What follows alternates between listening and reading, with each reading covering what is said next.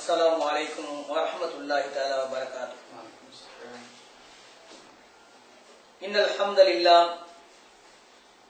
نحمده ونستعينه ونستغفره ونؤمن به ونتوكل عليه ونعوذ بالله من شرور أنفسنا ومن سيئات أعمالنا. من يهده الله فلا مضل له ومن يضلل فلا هادي له. أشهد أن لا إله إلا الله وحده لا شريك له وأشهد أن محمدا عبده ورسوله. أما بعد فقد قال الله تعالى في القرآن العليم والفرقان المجيد: أعوذ بالله من الشيطان الرجيم. بسم الله الرحمن الرحيم. يا أيها الذين آمنوا ادخلوا في السلم كافة ولا تتبعوا خطوات الشيطان إنه لكم عدو مبين. قال نبينا صلى الله عليه وسلم: من قام في رمضان إيمانا واحتسابا غفر له ما تقدم من ذنبه أو كما قال نبينا صلى الله عليه وسلم. எல்லாம் படைத்த ஏக வல்லவனாம் அல்லாஹு ஜல்லஷானஹு வ தஆலாவை முதலில் போற்றி புகழ்ந்தவனாக, அந்த அல்லாஹுவால் மனித சமுதாயத்திற்கு வழிகாட்டுவதற்காக அனுப்பப்பட்ட எண்ணற்ற தூதர்களில் இறுதி தூதரும் நமது தலைவருமான அண்ணன் பெருமானார் ரசூலே கரீம் ஸல்லல்லாஹு அலைஹி வஸல்லம் அன்னவர்கள் மீதும், அன்னவர்கள் எதனை சொன்னார்களோ, எதனை செய்தார்களோ, எதனை அங்கீகரித்தார்களோ அதுவே தனது வழி, அதுதான் நல்வழி என்று ஏற்று நடந்த சத்திய சீரர்களாம் சஹாபா பெருமக்கள் மீதும், அதன் பின் வந்த தாபியீன்கள், தபா தாபியீன்கள், இமாம்கள், குறிப்பாக இங்கு குழுமி இருக்கக்கூடிய நம் அனைவர்கள் மீதும் இறைவனின் சாந்தியும் சமாதானமும் சதா சர்வகாலம் நிலவட்டுமாக என பிரார்த்தித்தவனாக எனது உரையை துவக்குகிறேன். எல்லாம் வல்ல அல்லாஹ்வின் நல்லடியார்களே, நாம் எல்லாம் புனிதமிக்க ஒரு ரமலானுடைய மாதத்திலே அல்லாஹ்வால் நம் மீது கடமையாக்கப்பட்டிருக்கக்கூடிய நோன்பை தொடர்ந்து நோற்றவர்களாக, நபிகள் நாயகம் ஸல்லல்லாஹு அலைஹி வஸல்லம் அவர்கள் காட்டித் தந்த வழியின் பிரகாரம் இரவு தொழுகையை முடித்தவர்களாக, இந்த இரவு நேரத்திலே நாம் விழித்திருக்க வேண்டும், விழித்து வணங்க வேண்டும் என்ற அடிப்படையிலே அல்லாஹ்வுடைய மார்க்கத்தை பற்றிய பேச்சுக்களில் ஈடுபட்டுக் கொண்டிருக்கின்றோம். நபிகள் நாயகம் ஸல்லல்லாஹு அலைஹி வஸல்லம் அவர்கள் இந்த ரமலானை 3 வகையாக நமக்கு பிரித்து காட்டினார்கள். முதல் 10 நாட்கள் ரஹ்மத்துடைய நாட்கள் என்றும், இரண்டாவது 10 நாட்கள் மக்ஃபிரத்துடைய நாட்கள் என்றும், மூன்றாவது 10 நாட்கள் அந்நஜாத் மினன் நார் என்றும் 3 வகையாக பிரித்து காட்டினார்கள். அதில் ஒரு 10ஐ நாம் முழுமையாக முடித்து விட்டோம். ரஹ்மத்துடைய 10 நாட்கள் நம்மை விட்டு சென்று விட்டன. இப்பொழுது நாம் இருந்து கொண்டிருக்கக்கூடிய இந்த 10 தினங்கள் என்பது மக்ஃபிரத்துடைய 10 தினங்கள். இந்த 10ல் நாம் அதிகம் இஸ்திக்ஃபார் என்று சொல்லக்கூடிய பாவ மன்னிப்பு அதிகமாக நாம் தேடிக்கொள்ள வேண்டும். பாவ மன்னிப்புக்கு ஏற்ற நாட்களாக இந்த ரமலானுடைய இந்த நாட்கள் இருந்து கொண்டிருக்கின்றன. முன்பின் பாவங்கள் மன்னிக்கப்பட்ட முகமது நபி ஸல்லல்லாஹு அலைஹி வஸல்லம் அவர்கள் ஒரு நாள் ஒன்றுக்கு நூற்றுக்கும் மேற்பட்ட முறை அவர்கள் இஸ்திக்ஃபார் பாவ மன்னிப்பு தேடினார்கள் என்பதை நாம் ஹதீஸிலே பார்க்கிறோம். முன்பின் பாவங்கள் மன்னிக்கப்பட்ட முகமது ஸல்லல்லாஹு அலைஹி வஸல்லம் அவர்கள் 100க்கும் மேற்பட்ட முறை அவர்கள் இஸ்திக்ஃபார் செஞ்சார்கள் என்று சொன்னால், முழுக்க பாவத்திலேயே நாம் சிக்கி உழண்டு கொண்டிருக்கக்கூடிய நாம் இன்னும் அதிகமாக நாம் இஸ்திக்ஃபார் செய்ய வேண்டும் என்பதை இந்த நேரத்தில் நாம் விளங்கிக் கொள்ள வேண்டும். அன்பிற்குரியவர்களே, இந்த ரமலான் பொறுத்தவரை ஒரு சிறப்பிற்குரிய ஒரு மாதம். முந்தைய சமுதாயத்திற்கெல்லாம் வல்ல அல்லாஹ் நீண்ட நெடிய வாழ்க்கையை தந்திருந்தார். நமக்கு முன்னால் வாழ்ந்த சமுதாயத்தவர்கள் ஆயிரக்கணக்கான ஆண்டுகள் எல்லாம் உயிர் வாழ்ந்திருந்தார்கள். நூற்றுக்கணக்கான ஆண்டுகள் உயிர் வாழ்ந்தார்கள். ஆனால் முகமது ஸல்லல்லாஹு அலைஹி வஸல்லம் சமுதாயமாகிய நமக்கு கொடுக்கப்பட்டிருக்கக்கூடிய வாழ்க்கை எவ்வளவு? 40லிருந்து 60 வரை. அந்த இடைப்பட்ட வாழ்க்கையை தான் நமக்கு கொடுக்கப்பட்டிருக்கக்கூடிய வாழ்க்கை. முந்தைய சமுதாயங்கள் நீண்ட நெடிய நாட்கள் வாழ்ந்து அவர்கள் நிறைய அமல்கள் செய்தார்கள்.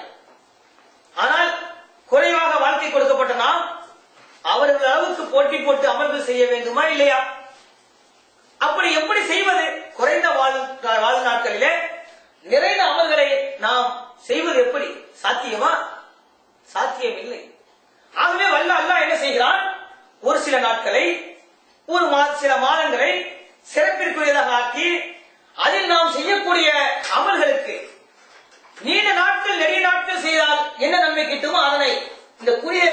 நாம் செய்து அதன் மூலமாக பெற்றுக் கொள்வதற்கு அல்லாஹ் வழிவகை ஏற்படுத்தியிருக்கிறான். அந்த அடிப்படையிலே தான் இந்த 9வது மாதமாக இருக்கக்கூடிய இந்த ரமலான் மாதம் ஒரு சிறப்புக்குரிய மாதமாக இருக்கிறது. இந்த ரமலான் மாதத்திலே நம்முடைய அமல்களை நாம் அமைத்துக் கொள்வதன் மூலமாக, நாம் பாவங்களை விட்டும் தவிர்த்து கொள்வதன் மூலமாக நம்முடைய பாவங்கள் எல்லாம் மன்னிக்கப்படுவதற்கு ஒரு ஏற்ற ஒரு மாதமாக இந்த ரமலான் மாதம் இருந்து கொண்டிருக்கிறார். நபிகள் நாயகம் ஸல்லல்லாஹு அலைஹி வஸல்லம் அவர்கள் ஒரு முறை மிம்பரிலே ஏறுகிறார்கள். ஒவ்வொரு படியாக ஏறுகிறார்கள். ஒவ்வொரு படி ஏறும் பொழுதும் அவர்கள் ஆமீன் ஆமீன் என்று சொன்னதாக ஒரு அறிவிப்பில் வருகிறது.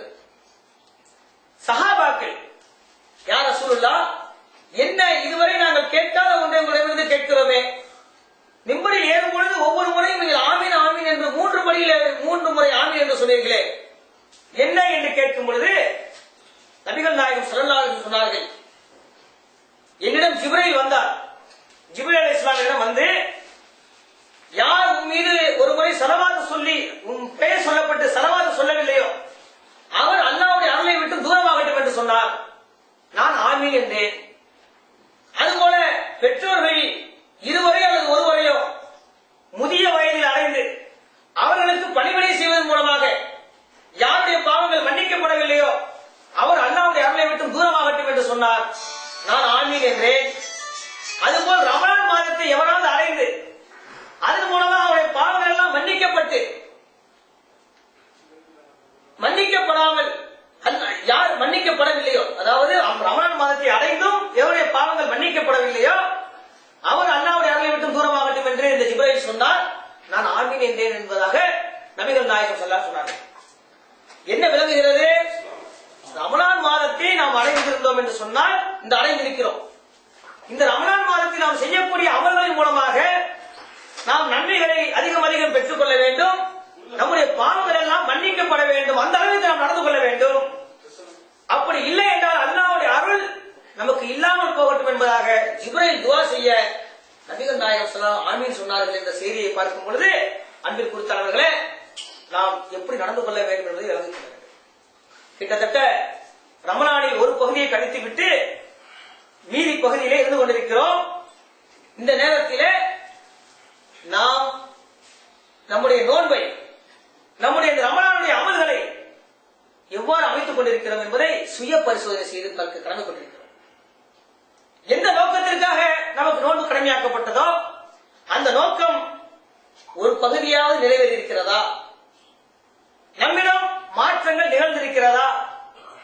ரமலானுக்கு முன்னர் நாம் எப்படி இருந்தோமோ அதே நிலையில்தான் இன்றைக்கும் இருந்து கொண்டிருக்கிறோமா? அல்லது இவ்வளவு நாட்கள் நாம் நோற்ற நோன்பு, நாம் செய்த அமல்கள் மூலமாக நம்மிடம் ஏதாவது ஒரு மாற்றங்கள் ஏற்பட்டிருக்கிறதா இல்லையா என்பதை நாம் ஒவ்வொருவர்களும் சற்று சிந்தித்து பார்க்க வேண்டும். அன்பிற்குரியவர்களே, நோன்பு எதற்காக நம்மளுக்கு கடமையாக்கப்பட்டிருக்கிறது? எந்த நோக்கத்திற்காக நோன்பு கடமை? வல்ல அல்லாஹ் என்ன சொல்லி காட்டுகிறான்? யா அய்யுஹல்லதீன ஆமனூ, ஈமான் கொண்டவர்களே என்று அழைத்து சொல்கிறான். குத்திப அலைக்குமுஸ் ஸியாம், உங்களுக்கு நோன்பு கடமையாக்கப்பட்டிருக்கிறது. இறை நம்பிக்கையாளர்களே, உங்களுக்கு நோன்பு கடமையாக்கப்பட்டிருக்கிறது.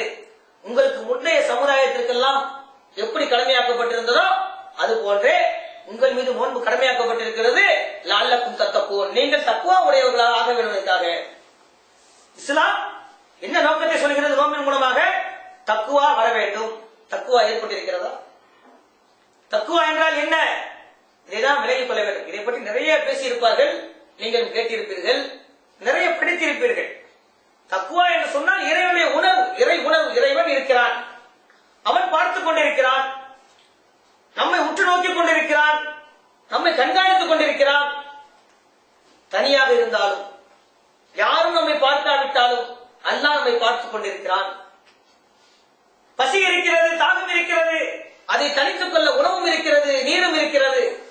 ஆனாலும் அல்லாஹ் தடுத்து விட்டான் என்ற காரணத்திற்காக அதை நான் உண்ணாமலும் பருகாமல் இருந்து கொண்டிருக்கிறேன் என்ற அந்த உணர்வு நம்மிடம் இருக்கிறது என்று சொன்னால் அது எல்லா நிலைகளிலும் அது நம்மிடம் பரிணமிக்க வேண்டும். அன்பிற்குரியவர்களே, ரமலானுடைய பொழுதை நாம் எப்படி கழித்துக் கொண்டிருக்கிறோம்? ரமலானுடைய மாதம் என்பது எப்படிப்பட்ட மாதம்?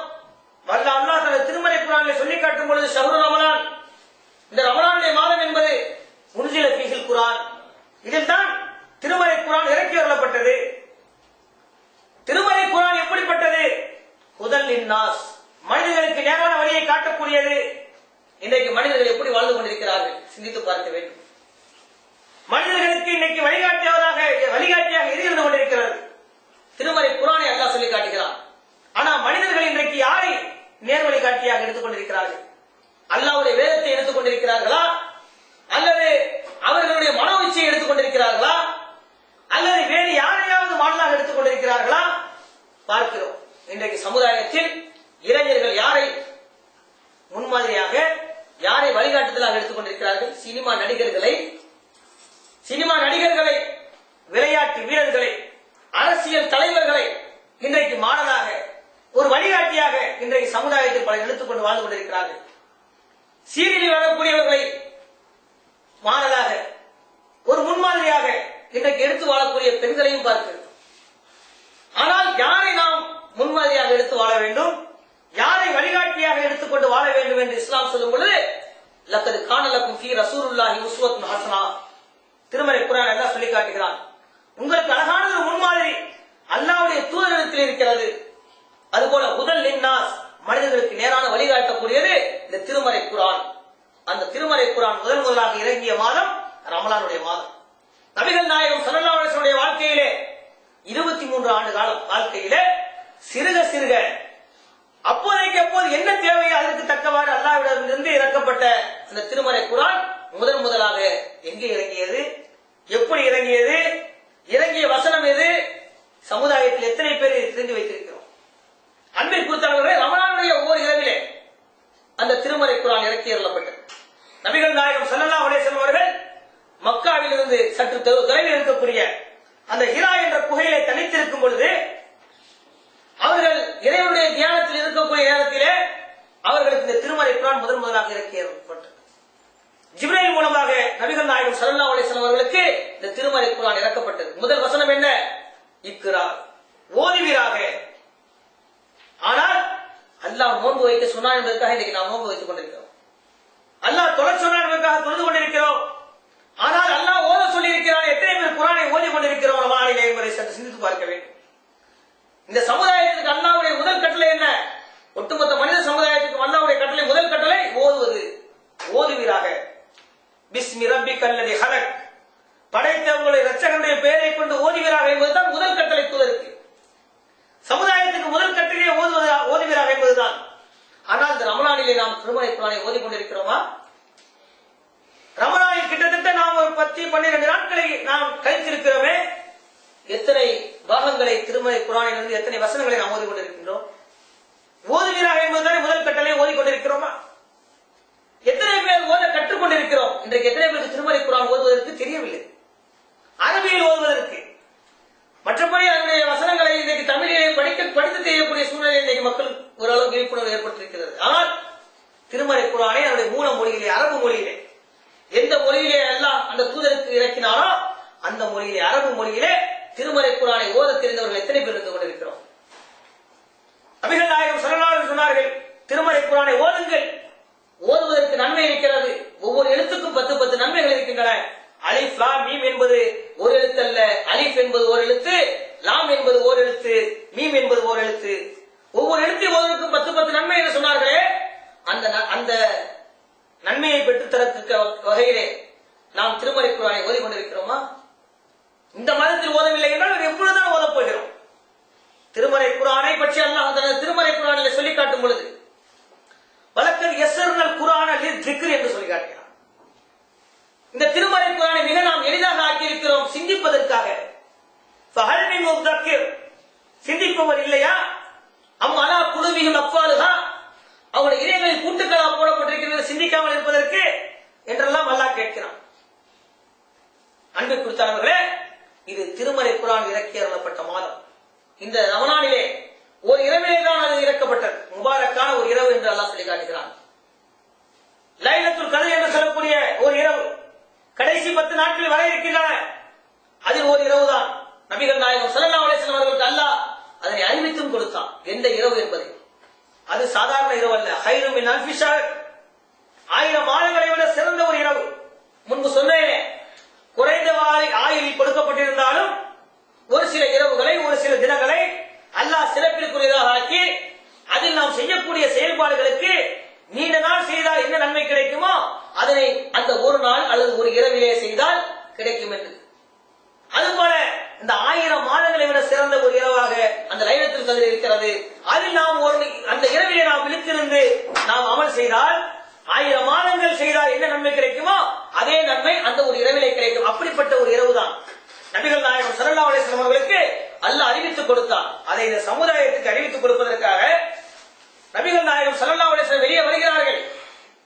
வெளியே வந்து பார்த்தால் 2 முஸ்லிம்கள் சண்டை செய்து கொண்டிருக்கிறார்கள், சண்டை போட்டுக் கொண்டிருக்கிறார்கள். முஸ்லிம்கள் இருவர் சண்டை போட்டுக் கொண்டிருக்கிறார்கள், முஸ்லிம் சகோதரர்கள். அப்படி சண்டை செய்து கொண்டிருக்கும் போது அவர்களே சமாதானம் செய்து வைக்க நபிகள் நாயகம் ஸல்லல்லாஹு அலைஹி வஸல்லம் ஏற்படுகிறார்கள். சமாதானத்தை ஏற்படுத்திவிட்டு இந்த சமுதாயத்திற்கு அந்த செய்தியை சொல்லலாம் என்று பார்த்தால் அவர்களுக்கு அது மறக்கடிக்கப்படுகிறது. அந்த லைலத்துல் கத்ர் என்ற இரவு எது என்பதை சமுதாயத்துக்கு அறிவித்துக் கொடுக்க வந்த தூதர் 2 பேர் சண்டை செய்து கொண்டிருந்த காரணத்தினால் மறந்து விடுகிறார்கள். சமுதாயத்திற்கு எவ்வளவு பெரிய இழப்பு! 2 பேர் சண்டை போட்டதால் சமுதாயத்துக்கு எவ்வளவு பெரிய இழப்பு! ஆனால் சமுதாயத்தில் இன்றைக்கு சகோதரத்துவம் இல்லாமல் இன்றைக்கு சண்டை போட்டுக் கொண்டு வாழக்கூடிய போக்கை பார்க்கிறோம். அன்பிற்குரியவர்களே, அப்படிப்பட்ட ஒரு சிறப்பிற்குரிய அந்த லைலத்துல் கத்ர் கடைசி 10 நாட்களில் ஏதோ ஒரு இரவிலே இருக்கிறது, அதை தேடிக் கொள்ளுங்கள் என்று சொல்லிவிட்டார்கள். இந்த ரமலானிலே நாம் நோன்பை வைத்துக் கொண்டிருக்கிறோம். நோன்பை வைத்தால் மட்டும் போதுமா?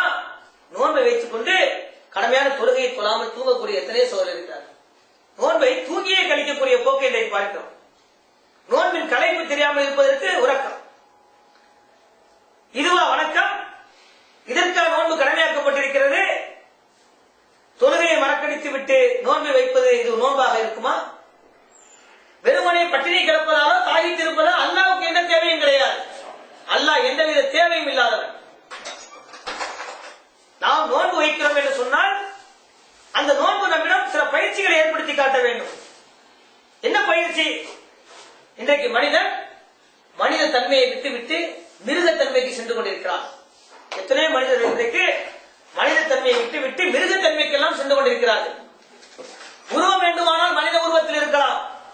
ஆனால் மனித உருவத்தில் இருக்கக்கூடிய இந்த மனிதன் அவருடைய சிந்தனை, செயல்பாடுகள், அவருடைய நடவடிக்கை எல்லாம் மிருகத்திற்கு ஒப்பாக இன்றைக்கு இருந்து கொண்டிருப்பதை பார்க்க முடிகிறது.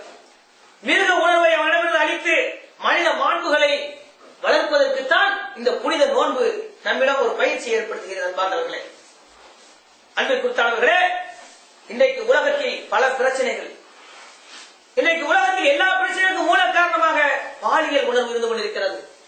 பாலியல் உணர்வு தேவைதான்.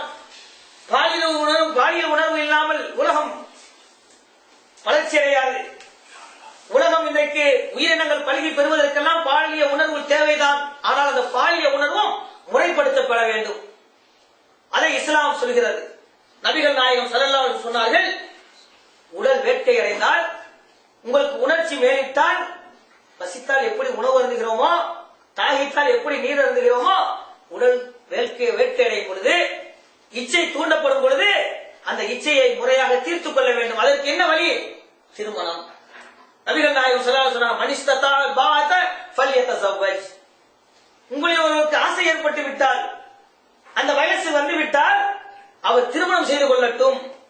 ஏனென்றால் ஃபைன்னஹு அகஸ்ஸுல் பஸர், அது தவறான பார்வையை தடுக்கும்.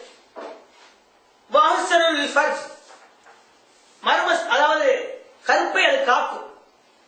தவறான பார்வையும் தடுக்கும், கற்பை அது காப்பாற்றிக் கொள்ளும். ஆகவே திருமணம் செய்து கொள்ளுங்கள் சொல்லிவிட்டு சொன்னார்கள், ஃபமல்லம் யஸ்தத்யு ஃபஅலைஹி பிஸ்ஸௌம்.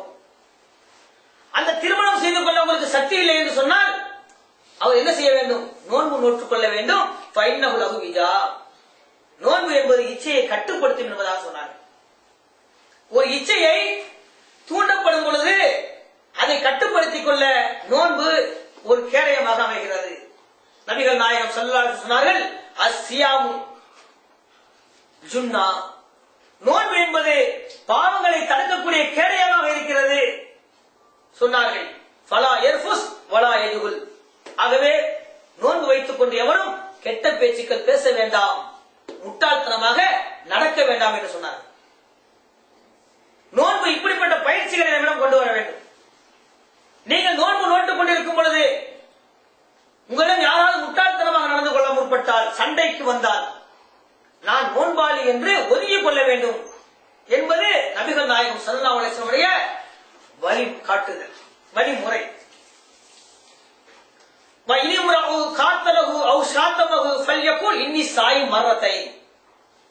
யாராவது உங்களும் முட்டாள்தனமாக உங்களிடம் சண்டையிட வந்தால் என்ன செய்து கொள்ள வேண்டும்? நான் நோன்பாளி என்று ஒதுங்கிக் கொள்ள வேண்டும். ஏனென்றால் கோபத்தை கட்டுப்படுத்துவதற்கு ஒரு பயிற்சியாகத்தான் இந்த நோன்பு இருந்து கொண்டிருக்கிறது. இப்படி ஒரு மாத காலம் நீங்கள் பயிற்சி எடுத்துவிட்டால் உங்களை யாரும் கோபப்படுத்தி விட முடியாது. கோபம் தான் இன்றைக்கு சமுதாயத்திலே மனித இனத்துக்கு மத்தியிலே பற்பல பிரச்சனைகளுக்கும் காரணமாக இருக்கிறது. குடும்பம் இரண்டாகுவதற்கும், ஊர் இரண்டாக போவதற்கும், நாடு துண்டாடப்படுவதற்கும், உலக அழிவுகள் ஏற்படுவதற்கெல்லாம், உலக யுத்தங்கள் நடப்பதற்கெல்லாம் என்ன காரணம்? கோபம். அந்த கோபத்தை கட்டுப்படுத்தி நிதானத்தோடு நீங்கள் வாழ முற்பட்டால் இது போன்ற பேரழிவுகள் எல்லாம் கூட நிகழாது. ஆகவே நீங்கள் கோபம் வரும் பொழுது உங்களுடைய கோபத்தை மட்டுப்படுத்திக் கொள்வதற்கு இஸ்லாம் ஒரு வழியாகத்தான் இந்த நோன்பை நமக்கு தந்திருக்கிறது. கோபம் ஏற்பட்டால் என்ன செய்ய வேண்டும்? நபிகள் நாயகம் ஸல்லல்லாஹு அலைஹி வஸல்லம் சொன்னார்கள், உங்களுக்கு ஒருவர் நின்று கொண்டிருக்கும் போது கோபம் வந்தால் அவர் உட்கார்ந்து கொள்ள வேண்டும். உட்கார்ந்து கொண்டிருக்கும் போது கோபம் வந்தால் அவர் படுத்து விட வேண்டும்.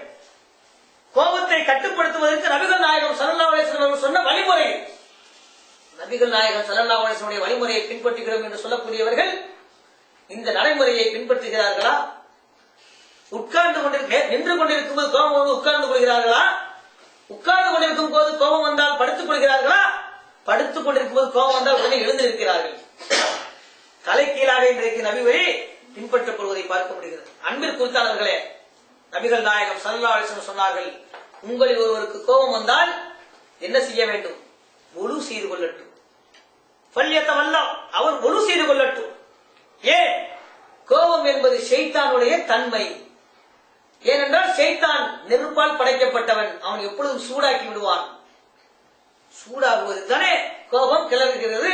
ரத்தம் சூடாகி போனால் டென்ஷன் ஏற்படுகிறது. டென்ஷன் ஏற்பட்டால் யாருக்கு கேடு? ஒட்டுமொத்த சமுதாயத்துக்கு கேடு ஒரு புறம். எவர் கோபப்படுகிறாரோ அவருக்கே அது கேடு.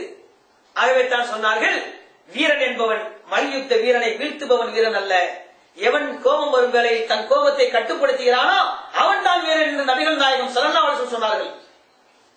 அப்படிப்பட்ட வீரனாக இன்றைக்கு நாம் வாழ்கிறோமா? கோபத்தை மட்டுப்படுத்த தெரிகிறதா?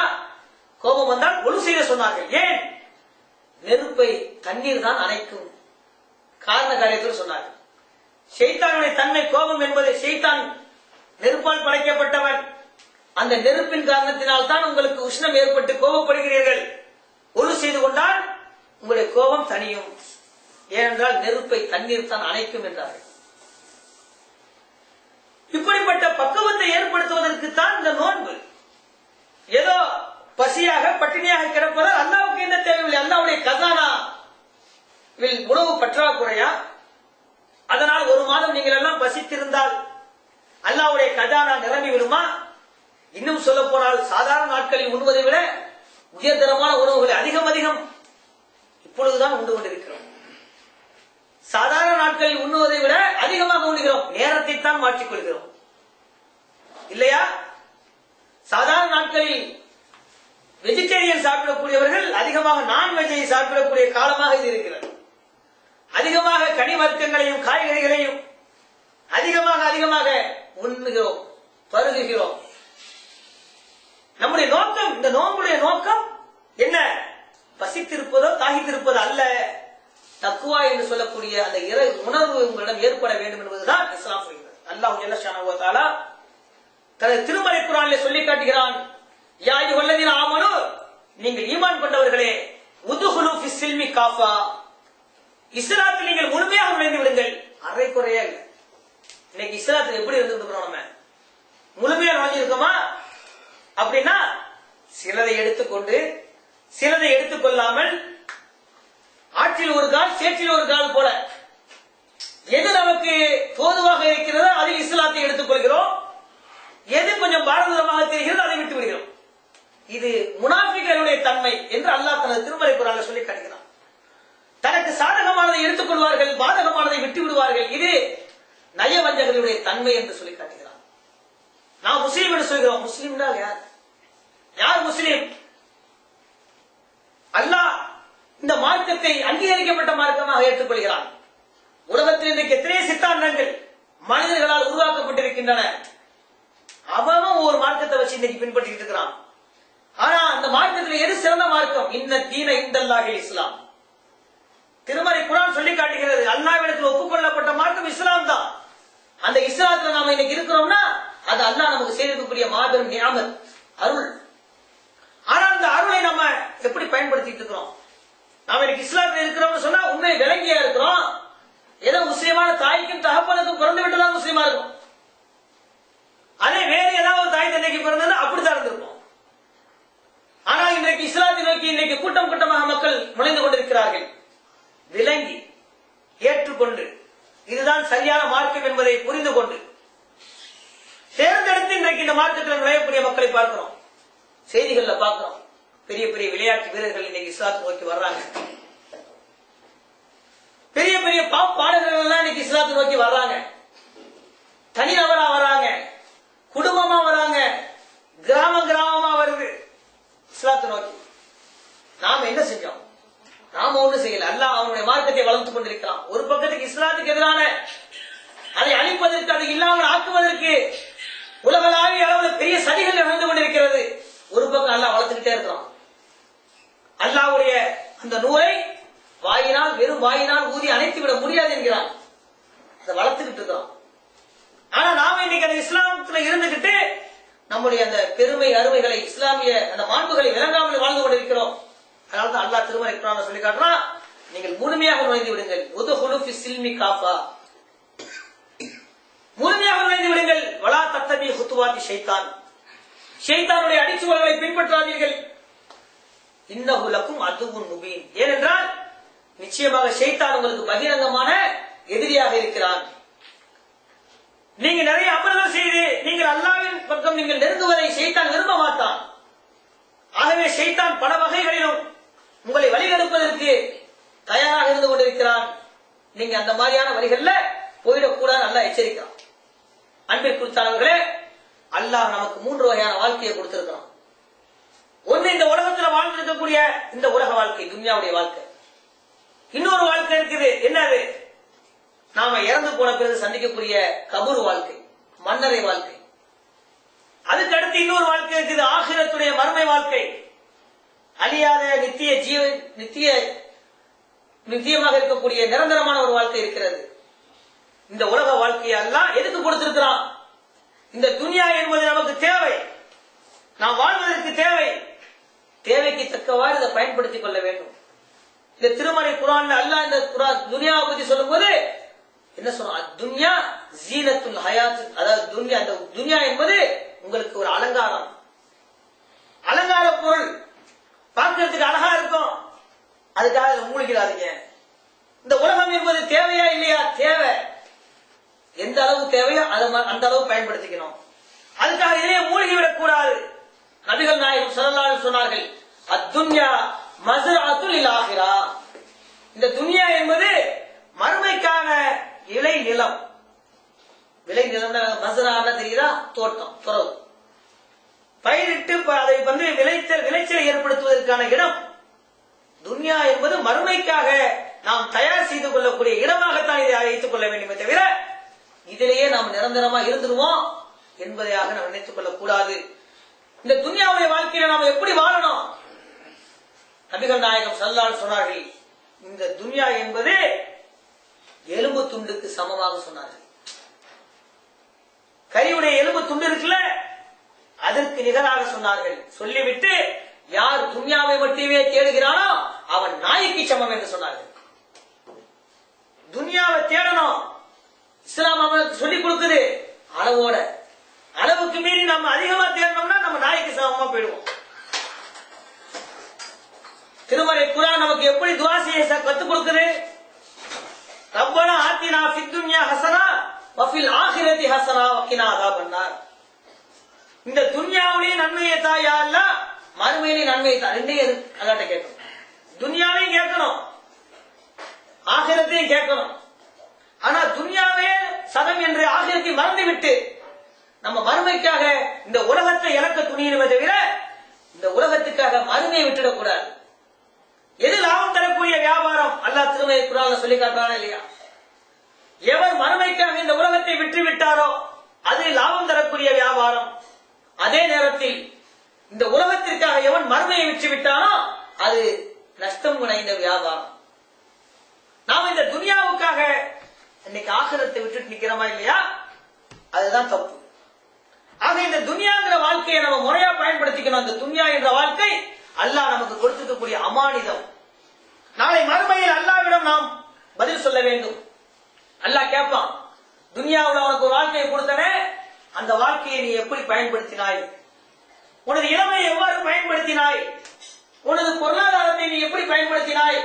உனது ஆரோக்கியத்தை எவ்வாறு பயன்படுத்தினாய் என்று கேட்டால் என்ன பதில் சொல்ல போகிறோம்?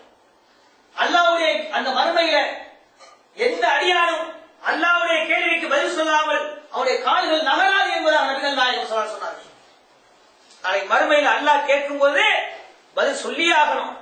சொல்லாம எவருடைய காலம் அசையாது, அப்படியே நிலை குத்தி நிற்கும்.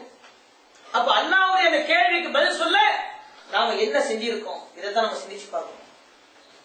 அப்ப இந்த கொடுத்திருக்கக்கூடிய இந்த வாழ்க்கையை பயனுள்ளதாக ஆக்கிக் கொண்டால்தான் மறுமையில மட்டுமில்ல அந்த கபூரிலேயே நம்ம பதில் சொல்ல முடியும். அப்ப இந்த உலக வாழ்க்கைக்கு அடுத்து வரக்கூடிய 2 வாழ்க்கைக்கும் நாம ஒழுங்கா நடந்துக்கணும்னா இங்கே நடந்துக்கணும் ஒழுங்கா. அல்லாஹ் தன் திருமறை குர்ஆன்ல சொல்லி காட்டுறான் மனிதர்களை பற்றி. வல் அஸ்ர் என்ற அத்தியாயத்தின் மூலமாக காலத்தின் மீது சத்தியம் என்று சொல்லி காட்டுகிறான். இன்னல் இன்சான லஃபீ ஹுஸ்ர், நிச்சயமாக மனிதர்கள் எல்லாம் நஷ்டத்தில் தான் இருக்கிறார்கள்.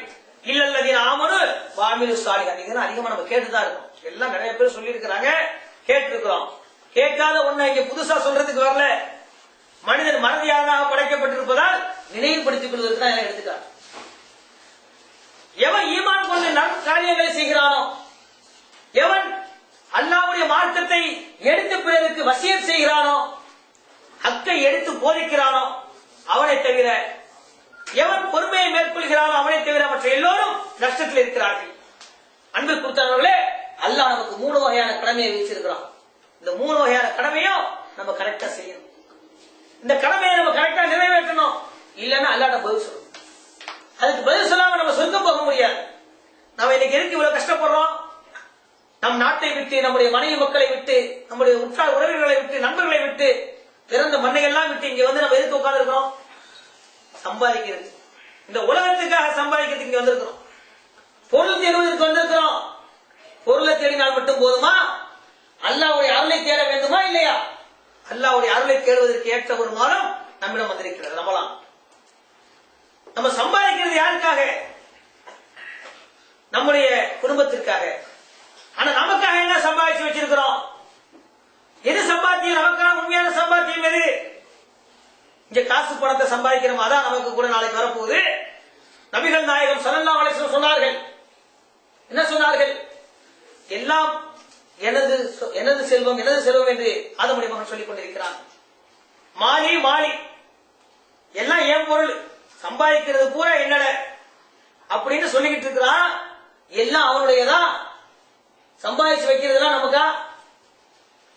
நம்ம சம்பாதிச்சு வச்சிருக்கக்கூடிய வீடு வாச, நம்முடைய வாகனங்கள், நாம சேர்த்து வச்சிருக்கக்கூடிய நகைகள், நாம பேங்க்ல போட்டு வச்சிருக்கிற பேங்க் பேலன்ஸ் எல்லாம் நம்ம பேர்ல தான் இருக்கு. அதனால மனுஷன் எல்லாம் தன்னுடையது என்று சொல்லிக் கொள்கிறான்.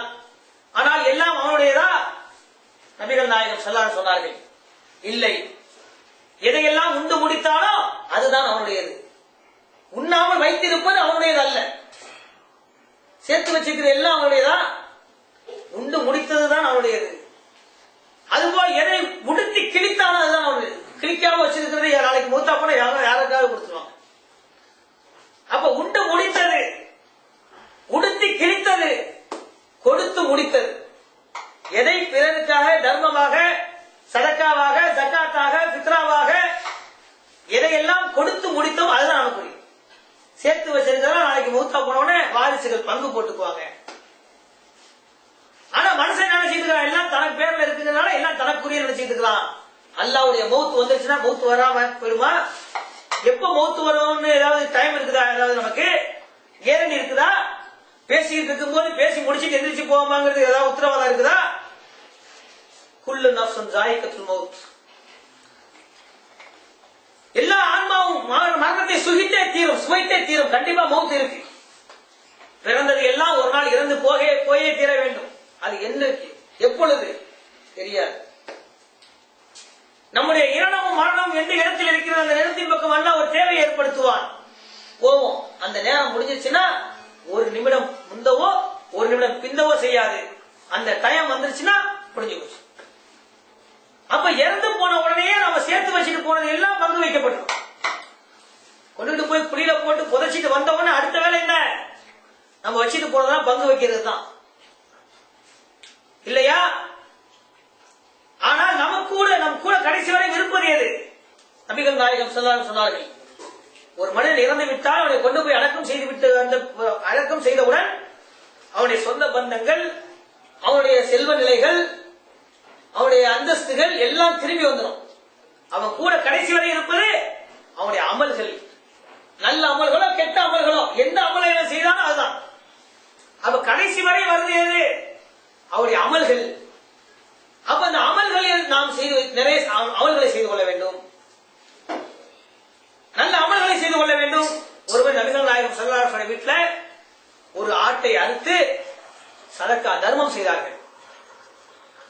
அப்பொழுது நபிகள் நாயகம் ஸல்லல்லாஹு அலைஹி மனைவியிடம் கேட்கிறார்கள், ஆயிஷாவே, தர்மம் செய்தீரே, நமக்கு ஏதாவது வைத்திருக்கிறீரா என்று கேட்கும் பொழுது அன்னை ஆயிஷா ரலியல்லாஹு அன்ஹா சொல்றாங்க, ஒரு ஆட்டுடைய சப்பையை மட்டும் நமக்காக வைத்திருக்கிறேன். ஒரு ஆட்டை முழுசா அறுத்து தர்மம் பண்ணியாச்சு, ஒரே ஒரு சப்பையை தான் வச்சிருக்கிறோம். அவங்க சொல்லும் போது நபிகள் நாயகம் ஸல்லல்லாஹு அலைஹி சொன்னார்கள், நமக்காக என்ன வைத்திருக்கிறேன் என்று கேட்கும் பொழுது ஒரு சப்பையை நமக்காக வைத்திருக்கிறேன் சொன்னார்கள். அப்பொழுது ரசூல் ஸல்லல்லாஹு அலைஹி சொன்னார்கள், எதை கொடுத்தீர்களோ அதுதான் நமக்கு உரியது என்று சொன்னார்கள். வச்சிருக்கிறது நம்முடையது இல்ல, கொடுத்ததுதான் நம்மளோட. அப்ப எதையெல்லாம் நாம் அல்லாஹ்வின் பாதையில் செலவு செய்தோமோ அதுதான் மறுமைக்காக நமக்கு வரக்கூடியது. ஆகவே அன்பார்ந்தவர்கள், இந்த ரமலானிலே நாம் தொழுவது, நோன்பு நோற்பது, குர்ஆன் ஓதுவது, இஸ்திக்ஃபார் செய்வது, தர்மம் செய்வது, இதை நாம் பழக்கிக் கொள்ள வேண்டும்.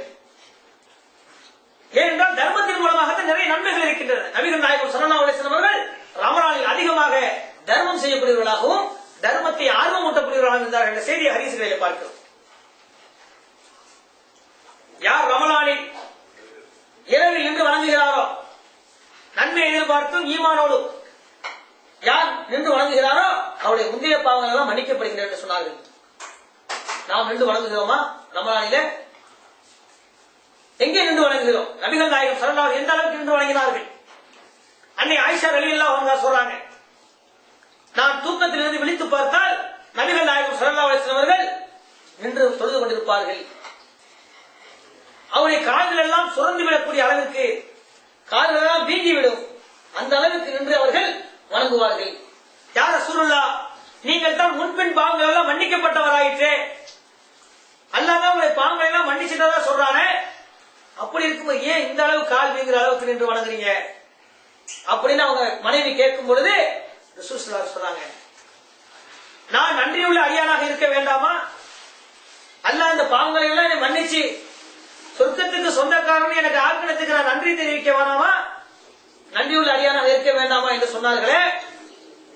முன்பின் பாவங்கள் மன்னிக்கப்பட்ட ரசூல் ஸல்லல்லாஹு அலைஹி வஸல்லம் நின்று இவ்வளவு தூரம் வாங்கியிருக்காங்கன்னா நமக்கு அந்த மாதிரி ஏதாவது உத்தரவாதம் இருக்குதா?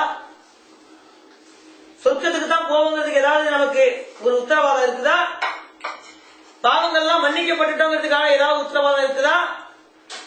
இல்ல. அப்ப நாம இன்னும் எந்த அளவுக்கு நின்று வணங்கணும்? ஆனா நம்ம அப்படி நின்று வணங்குறோமா? முறையா தொழுகிறோமா? முதல்ல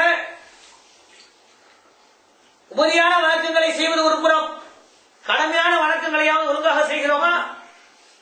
சிந்தித்து பார்க்க வேண்டும். அன்பார்ந்தவர்களே, தக்குவா என்ற உணர்வை ஏற்படுத்துவதற்காகத்தான் அல்லாஹ் நோன்பை கடமையாக்கி இருப்பதாக சொல்கிறான். முத்தகீன்களை பற்றி அல்லாஹ் சொல்லும் பொழுது அவர்கள் தொழுகையை நிலைநிறுத்துவார்கள் என்று சொல்லி காட்டுகிறான்.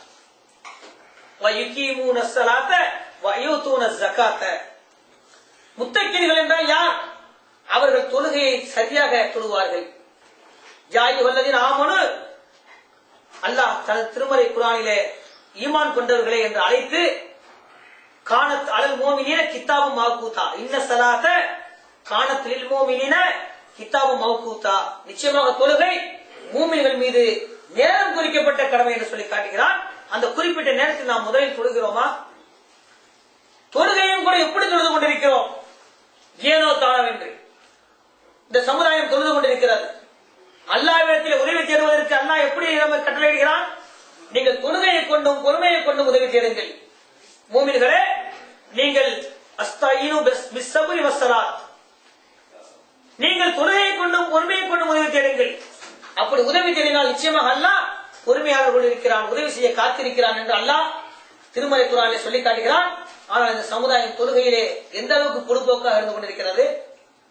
அல்லாஹ் இன்னொரு வசனத்தை சொல்லி காட்டும் போது கதாஃபுலஹல் மூமினூன், மூமின்கள் திட்டவட்டமாக வெற்றி பெற்று விட்டார்கள்.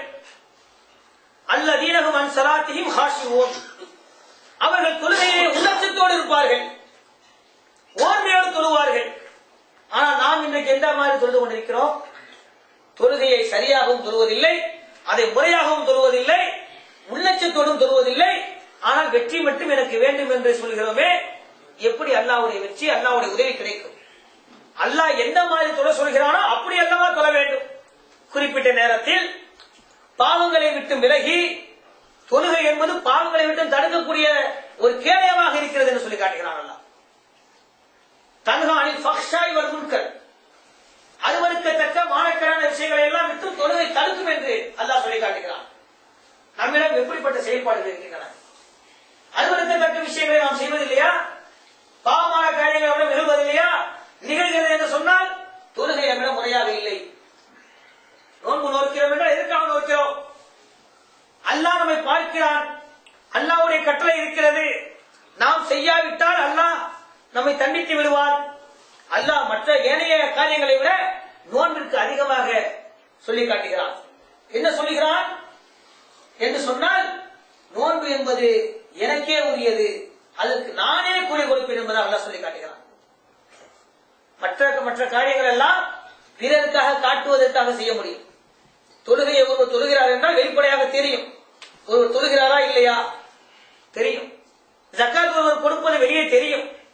ஹஜ் செய்வது எல்லாருக்கும் தெரியும். தெரியாவிட்டாலும் தெரியுமாறு போஸ்ட் அடிச்சு ஒட்டிட்டு தான் ஹஜ்ஜிக்கே போறோம். ஆனா நோன்பு என்பது அப்படி அல்ல. அந்த நோன்பு என்பது அப்படி அல்ல. அல்லாஹ் தனது திருமறை குர்ஆன்ல நோன்பை பற்றி சொல்லும் பொழுது எப்படித்தான் சொல்றான்? நபிகள் நாயகம் ஸல்லல்லாஹு அலைஹி வஸல்லம் அவர்கள் நோன்பை பற்றி மிக வலியுறுத்தி சொல்லியிருக்கிறார்கள். அதில் அல்லாஹ் சொல்வதாக ஹதீஸ் குத்ஸில இருக்கிறதாக நபிகள் நாயகம் ஸல்லல்லாஹு அலைஹி வஸல்லம் சொல்றாங்க. என்ன சொல்றாங்க? யத்ருக்கு தஆமஹு வ ஷராபஹு வ ஷஹவதிஹி மின் அஜ்லி, எனது அடியான் எனக்காக உண்ணாமல், எனக்காக பருகாமல், எனக்காக அவருடைய உறவுகளை எல்லாம் கட்டுப்படுத்திக் கொண்டிருக்கிறான். அதனால் அதுக்கு நானே கூலி கொடுப்பேன். ஒருவர் நல்லா சாப்பிட்டுட்டு நோம்புன்னு சொன்னா கூட நம்ம நம்புவோம். தனியா போய் சாப்பிட்டுட்டு வந்து நோம்புன்னு சொன்னா நமக்கு என்ன தெரியும்? அதனால இது உண்மையிலே அல்லாவுக்கும் அவருக்கும் உள்ள விஷயம். அவர் உண்மையிலே நோன்பு இருக்கிறாரா இல்லையா, பசித்து இருக்கிறாரா, தாகித்து இருக்கிறாரா என்பது மறைவான விஷயம். அதனாலதான் அல்லாஹ் சொல்ல, அதுக்கு நானே கூலி கொடுப்பேன். எந்த மாதிரி கொடுப்பேன்? வல் ஹஸனத்துக்கு அஸ்ரி அம்சாலிஹா.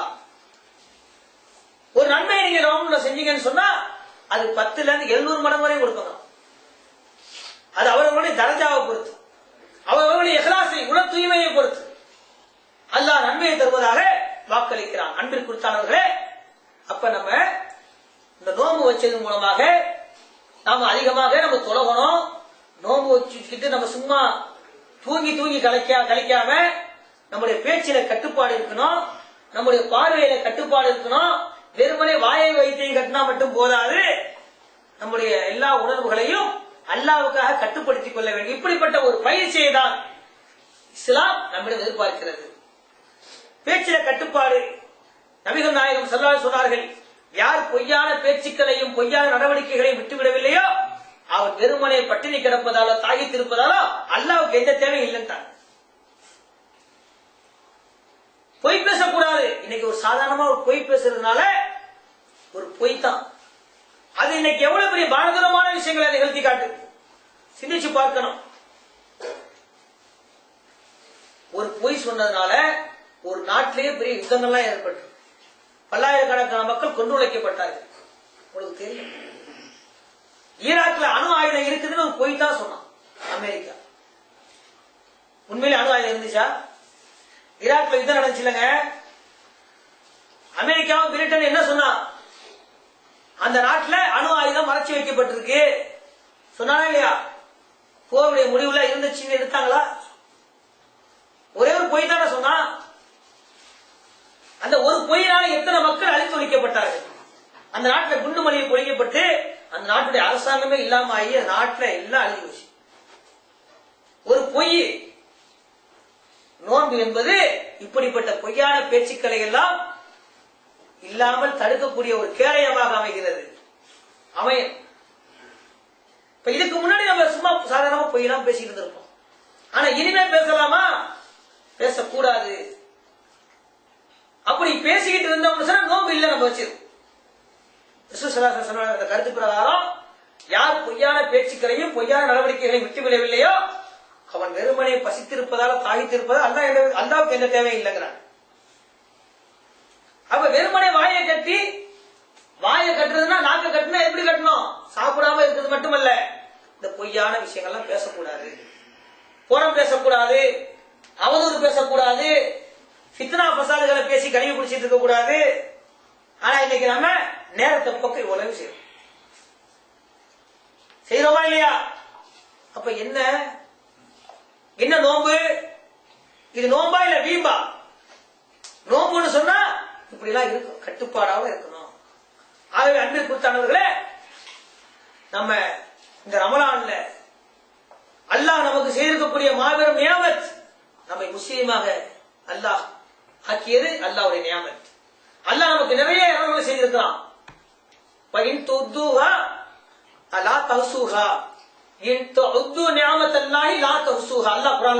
நிச்சயமாக அல்லாஹ் நமக்கு செய்திருக்கக்கூடிய அருள்களை நீங்கள் எண்ணினால் உங்களால் எண்ணி முடிக்க முடியாது. அந்த அளவுக்கு அல்லாஹ் நமக்கு நியாமத்துகளை தந்திருக்கிறான், அல்லாஹ் அருளை தந்திருக்கிறான்.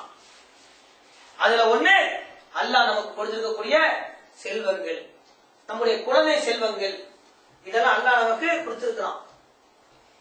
அல் மால் வல் பனூன ஸீனத்துல் ஹயாத்துத் துன்யா, உங்களுடைய பொருளாதாரமும் உங்களுடைய குழந்தைகளும் இந்த உலகத்திற்கு அலங்காரம். ஸீனத் என்று அழகு. அல்லாஹ் நமக்கு கொடுத்திருக்கக்கூடிய குழந்தைகளும் நமக்கு கொடுத்திருக்கக்கூடிய அல்லாஹ்வுடைய செல்வங்களும் இந்த உலகத்துல அலங்காரம் நல்லா சொன்னான். அதே நேரத்தில் இன்னொரு இடத்துல அல்லாஹ் குர்ஆன்ல சொல்லி காட்டுறான், இன்னமா அம்வாலுக்கும் அவுலாதுக்கும் ஃபித்னா என்று சொல்லி காட்டுகிறான். உங்களுடைய குழந்தைகளும் உங்களுடைய செல்வங்களும் உங்களுக்கு சோதனை என்று சொல்லி காட்டுகிறான். ஒரு இடத்துல அல்லாஹ் அலங்காரம்னு சொல்றான், உங்களுடைய குழந்தைகளும் உங்களுடைய செல்வங்களும் என்ன அலங்கார பொருள் சொல்றான், அழகுன்னு சொல்றான். இன்னொரு இடத்துல சொல்லும்போது என்ன சொல்றான், உங்களுடைய பொருள்களும் உங்களுடைய செல்வங்களும் உங்களுடைய குழந்தைகளும் சோதனை. அப்ப நம்முடைய குழந்தைகள் நம்முடைய பொருள்கள் எல்லாம் ஒரு பக்கம் ஜீனத்தா இருக்கு, இன்னொரு பக்கம் ஃபித்னாவா இருக்கு.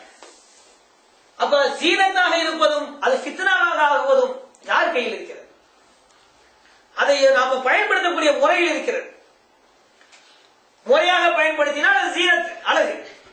அதே முறை தவறி போயிட்டா சோதனை. ஏதாவது விளங்கும். அல்லாஹ் நமக்கு ரெண்டையும் கொடுத்திருக்கிறான். இன்னைக்கு இவ்வளவு கஷ்டப்படுறோம்னா எதுக்காக? இந்த வெப்பத்தில் இன்னைக்கு பேரிச்சம்பழம் பழுக்கக்கூடிய அளவுக்கு இவ்வளவு வெப்பத்தில் இன்னைக்கு நாமளும் வெந்து போகிறோம்னா யாருக்காக வேணும்? நம்முடைய குழந்தைகளுக்காக, அதனுடைய எதிர்காலத்துக்காக, அதனுடைய படிப்புக்காக. அதுதான் அவ்வளவு கஷ்டப்படுறாங்க. அந்த குழந்தைகள் அலங்காரமா இருக்கணும்னு சொன்னா மார்க் அடிப்படையில் அவர்களை வாழ்த்து இருக்கணும், இஸ்லாத்தை அவர்களுக்கு ஊட்டி வளர்க்கணும். அப்ப அது சீனத்தா இருக்கும். இல்ல அப்படின்னு சொன்னா சோதனையா. லுக்மான் அலைஹிஸ்ஸலாம் அவர்கள் தன்னுடைய மகனுக்கு என்ன போதித்தார்களோ அது போன்று ஒரு தந்தை ஒரு மகனுக்கு போதித்து இஸ்லாத்தை சொல்லி வளர்க்க வேண்டும். என்ன சொன்னார்கள்? அல்லாஹ்வை தவிர வேறு எவனையும் வணங்கக்கூடாது. அது மாதிரி நம்ம பிள்ளைகளுக்கு மார்க்கத்தை சொல்லி ஏகத்துவத்தை ஊட்டி வளர்க்கணும், தொழுக சொல்லி வளர்க்கணும், நோன்பு வைக்க சொல்லி வளர்க்கணும், அல்லாஹ்வுடைய அச்சத்தை ஏற்படுத்தணும். மறுமையை பற்றி சொல்லிக் கொடுக்கணும், பெற்றோர்களுக்கு செய்ய வேண்டிய கடமைகளை சொல்லிக் கொடுக்கணும், சமுதாய பணிகளை எப்படி செய்யணுங்கிறத சொல்லிக் கொடுக்கணும். அல்லாஹ் நமக்கு 3 வகையான கடமைகளை வச்சிருக்கிறான். அல்லாஹ்வுக்கு செய்ய வேண்டிய கடமை ஹுக்கூக்குல்லா, அதுபோல ஹுக்கூக்குல் இபாத் அடியார்களுக்கு செய்ய வேண்டிய கடமைகள், ஹுக்கூக்குல் லினஃப்ஸ் தனக்கு தானே செய்ய வேண்டிய கடமைகள் என்று 3 வகையான கடமைகளை இஸ்லாம் சொல்கிறது. 3 வகையான கடமையும் நம்ம பிள்ளைங்களுக்கு சொல்லிக் கொடுத்து வளர்க்கணும். நாமளும் முதல்ல அதை செய்யணும். அன்பில் குறித்தானவர்களே, அல்லாஹ்வுக்கு செய்ய வேண்டிய கடமை என்ன?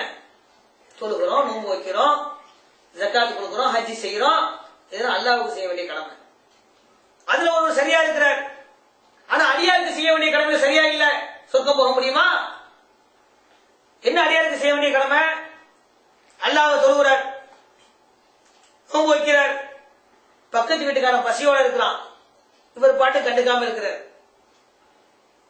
பாதையில கிடக்கக்கூடிய கற்களையும் முழுக்களையும் அகற்றாமல் இருக்கிறார். அடுத்தவங்களுக்கு எந்த தொந்தரவும் செய்யாம இருக்கணும். அல்லாஹ்வை தொழுதுட்டா மட்டும் போதும்னு சொல்லி இருந்தா சமுதாயத்தை பத்தி யார் சிந்திக்கிறார்? அதையும் சிந்திக்கணும். இல்லன்னா அல்லாஹ்ட்ட அதுக்கு கேள்வி இருக்கு. அல்லாஹ்வை தொழுபவன் மூமின், அதே நேரத்தில் பக்கத்து வீட்டுக்காரனுடைய பசியை போக்குவதும் ஒரு மூமியுடைய தன்மை. நபிகள் நாயகம் ஸல்லல்லாஹு அலைஹி வஸல்லம் என்ன சொன்னார்கள்? பக்கத்து வீட்டான் பசித்திருக்க தான் மட்டும் வயிறு நிறைய உண்பவன் உண்மையான மூமினாக ஆக முடியாது என்று சொன்னார்கள்.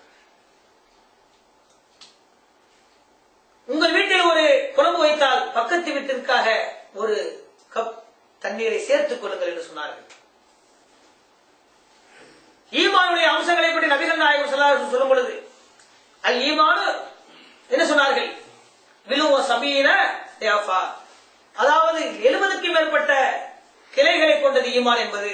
அது முதல் கிளை கலிமத்து தௌஹீத், லா இலாஹ இல்லல்லாஹ் என்று சொல்லக்கூடிய அந்த வணக்கத்திற்குரிய அல்லாஹ்வை தவிர யாரும் இல்லை என்பது முதல் அம்சம். கடைசி நிலை என்ன சொன்னார்கள்? பாதையில் இருக்கக்கூடிய கற்களையும் முற்களையும் அகற்றுவது என்று சொன்னார்கள்.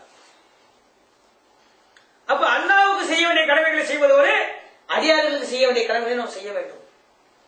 வீட்டிற்கு செய்ய வேண்டிய கடமைகள் இருக்கிறது, மனைவிக்கு செய்ய வேண்டிய கடமைகள் இருக்கின்றது, குழந்தைகளுக்கு செய்ய வேண்டிய கடமை இருக்கிறது, பக்கத்து வீட்டுக்காரருக்கு செய்ய வேண்டிய கடமை இருக்கிறது, தெருவுக்கு செய்ய வேண்டிய கடமை இருக்கிறது, ஊருக்கு செய்ய வேண்டிய கடமை இருக்கிறது, நாட்டிற்கு செய்ய வேண்டிய கடமை இருக்கிறது. இப்படி பொதுநல விஷயங்களில் கவனம் செலுத்தி ஒவ்வொரு அடியாருக்கும் நாம் செய்ய வேண்டிய கடமைகள் இருக்கின்றன. அதையும் நாம் சரியாக செய்ய வேண்டும். அதுபோல் தனக்குத்தானே செய்ய வேண்டிய கடமைகள் இருக்கின்றன. ஹுக்கூக்குன் நஃப்ஸ், தனக்குத்தானே செய்ய வேண்டிய கடமைகள். என் உடலுக்கு தீங்கு தரக்கூடிய எதையும் நான் செய்யக்கூடாது. இன்னைக்கு பார்க்கிறோம், அல்லாஹ்வுக்காக நோன்பு வச்சுட்டு நோன்பு திறந்தோடனே கப்பு கப்பு தம் அடிக்கிறாங்க. தான் உடம்பை கெடுத்துக்கக்கூடிய தன்மை. இது என்ன? அல்லாஹ் என்ன தடுத்திருக்கிறான்? எதுக்கு நோன்பு? பகல் பூரா அந்த தீமையை செய்யாம நோன்பு திறந்தவனே போய் அந்த நரகத்து கொல்லிக்கட்டையே எடுத்து வாயில வைக்கிறாங்கள. நம்ம சகோதரர்கள் சிந்தித்து பார்க்க வேண்டும். அந்த நெருப்புக்கு போகக்கூடாதுங்கிறதுக்கு தான் நோன்பை வைக்கிறாங்க. ஆனா நோன்பு திறந்தவனே போறேங்கிறதுக்கு பத்த வைக்கிறாங்க. என்ன இது? சிம்பாலிக்கா சொல்றாங்களா? இல்ல நாங்க போயிடுவோம்ட்டு போகாம இருக்க நம்ம அல்லாஹ்ட்ட நம்ம துஆ செய்வோம். அவங்களுக்காக அல்லாஹ் தன திருமறை குர்ஆன்ல சொல்லி காட்டுறான், கூ அன்ஃபுசிக்கும் அஹ்லிக்கும் நாரா, உங்களையும் உங்களுடைய குடும்பத்தாரையும் நரக நெருப்பை விட்டும் நீங்கள் காத்துக் கொள்ளுங்கள். நரக நெருப்புக்கு நாமளும் போகக்கூடாது, நம்ம குடும்பத்துல யாரும் போகக்கூடாது. அதை காப்பாற்ற வேண்டியது எல்லாருடைய கடமையாவும் இருக்கு. வலவு பிஷிக்கின் தம்ரா, ஒரு பேரித்தம்பழ துண்டு அல்லாஹ்வின் பாதையில் செலவிட்டாவது நீங்க நரக நெருப்பை விட்டு உங்களை காத்துக் கொள்ளுங்கள். அப்போ ஒரு பேரிச்சம்பழம் துண்டை போட்டா அல்லாஹ்வின் பக்கம் செலவு பண்ணிட்டாவது நம்ம என்ன செய்யணும்? சொர்க்கத்துக்கு போகணும். நரக நெருப்பு போயிடக்கூடாது. நரக நெருப்பு நம்மளால தாங்க முடியுமா? இந்த கோடை வெப்பத்தை பற்றி நபிகள் நாயகம் ஸல்லல்லாஹு அலைஹி சொல்லும் போது சொன்னார்கள், நரகம் விடக்கூடிய மூச்சு காற்றுத்தான் கோடை வெப்பம். இன்னைக்கு இந்த வெப்பத்தை தாங்க முடியுதா? எத்தனை ஏசியை போட வேண்டியதா இருக்கு. கொஞ்சம் வெளியே போய் நின்று பாருங்க, இந்த நேரத்துல நிக்க முடியல, பகல்ல எப்படி நிக்க முடியும்? இந்த வெப்பத்தை நம்மளால தாங்க முடியலையே, நரகத்துடைய அந்த வெப்பத்தை தாங்க முடியுமா? தொழுகவில்லை என்று சொன்னால் நரகம், சக்கர் என்று ஒரு நரகத்தை எல்லாம் ஏற்படுத்தி வைத்திருக்கிறான் தொழுகாதவர்களுக்கு. இன்னொரு நரகம் வயல் என்ற நரகத்தை ஏற்படுத்தி இருக்கிறான். யாருக்கு? தொழுதவர்களுக்கு. தொழுவாதவர்களுக்கு சக்கர் என்ற நரகம்.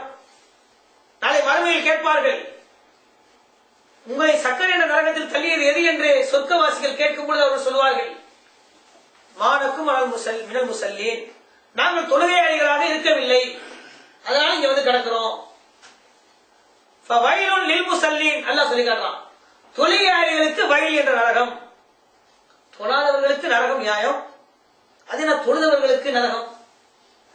எப்படிப்பட்ட தொழுகையாளிகள்?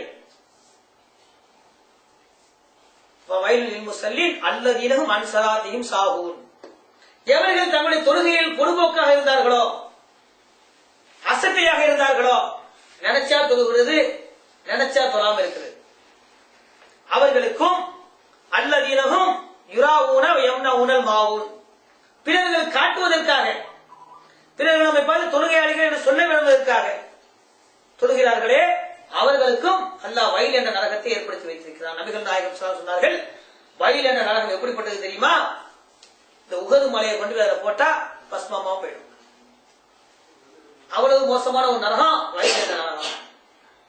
அப்ப இந்த வயலுங்கிற நரகத்துக்கு போகாம, சக்கர் என்ற நரகத்துக்கு போகாம சொர்க்கத்துக்கு போகணும்னா, அதே சொர்க்கத்துல வந்து ஸ்பெஷலா ஒரு வாசனை வச்சிருக்காங்க அல்லாஹ். யாருக்கு?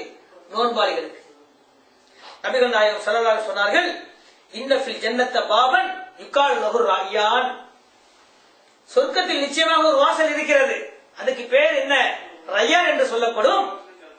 எதுகுல மின்ஹு ஸாயிமூன யௌமல் கியாமா, கியாமத்துடைய நாளில் நோன்பாளிகள் எல்லாம் அதுக்குள்ள நுழைவாங்க. லா எதுகுல மின்ஹு அஹதுன் கைரு, நோன்பாளி அல்லாத யாரும் அதில் நுழைய முடியாது. யுகால் சொல்லப்படும் மைன ஸாயிமூன், எங்கே நோன்பாளிகள் என்று சொல்லப்படும். அவர்கள் எழுதி நிற்பார்கள். லா எதுகுல மின்ஹு அஹதுன் கைருஹும், அவர்கள் அல்லாத யாரும் உள்ள நுழைய முடியாது. இதா தகலு, அந்த நோன்பாளிகள் வாசல் நுழைஞ்ச உடனே உக்லிக், அந்த வாசல் பூட்டப்பட்டு விடும். பலம் எதுகுல மின்ஹு அஹத், அதுக்கு பிறகு யாரும் உள்ள நுழைய முடியாது. நோன்பாளிக்கு அல்லாஹ் ஒரு வாசலை தயாரா வச்சிருக்கோம், ரய்யான் வாசல். அப்ப அந்த வழியா நம்ம சொர்க்கத்துக்கு போகணும்னா நாம என்ன செய்யணும்? நோன்பு வைக்கணும், அதோட 5 நேரம் கரெக்டா தொழுகணும், நிறைய தர்மங்கள் செய்யணும், குர்ஆனை ஓதணும், இஸ்திக்ஃபார் செய்யணும், நரக நெருப்பை விட்டு பாதுகாப்பு தேடணும். இப்படி எல்லாம் நம்ம செஞ்சோம்னு சொன்னா நம்ம உலகத்திலையும் வெற்றி பெறக்கூடிய ஜெயசீலர்களாக ஆக முடியும். வல்ல அல்லாஹ் நம் அனைவர்களையும் பாவங்களை எல்லாம் மன்னித்து நம்மை சொர்க்கத்தில் நுழைய செய்து அல்லாஹ்வுடைய பொருத்தத்தை பெறக்கூடியவர்களாக நோன்பாளிகளுக்கு 2 வகையான மகிழ்ச்சி இருப்பதாக நபிகள் நாயகம் ஸல்லல்லாஹு அலைஹி சொன்னாங்க. ஒன்று, நோன்பு திறக்கிற நேரத்தில் ஏற்படக்கூடிய மகிழ்ச்சி. எப்படி மகிழ்ச்சியா இருக்கு நோன்பு திறக்கிற நேரம், எல்லாருக்கும் சந்தோஷமா இருக்கும். அதே மாதிரி நாளை மறுமையில் அல்லாஹ்வை சந்திக்கும் போது ஏற்படக்கூடிய மகிழ்ச்சின்னு சொன்னாங்க. அப்ப அல்லாஹ்வை நம்ம சந்திக்கும் போது அல்லாஹ் சந்தோஷமா மகிழ்ச்சி பெறக்கூடிய அளவுக்கு நம்மளை நடத்துவான். அப்படிப்பட்ட ஒரு நற்பாக்கியவான்களாக நாம் அனைவர்களும் ஆகுவதற்கு வல்ல அல்லாஹ் நம் அனைவர்களுக்கும் அருள் செய்ய வேண்டும். இந்த உலகத்தில் பொருள் திரட்டுவதோடு அல்லாஹ்வுடைய அருளையும் நாம் பெறுவதற்கு நம்மால் இயன்ற பற்பல சாலிகான அமல்களை செய்வோமாக. வல்ல அல்லாஹ் நம் அனைவர்களுக்கும் தௌஃபீக் செய்தருள்வானாக என்று பிரார்த்தனையோடு நிறைவு செய்கிறேன். வாஹிர் தவானா அல்ஹம்துலில்லாஹி ரப்பில் ஆலமீன். அஸ்ஸலாமு அலைக்கும் வரஹ்மத்துல்லாஹி தஆலா வபரகாத்துஹு.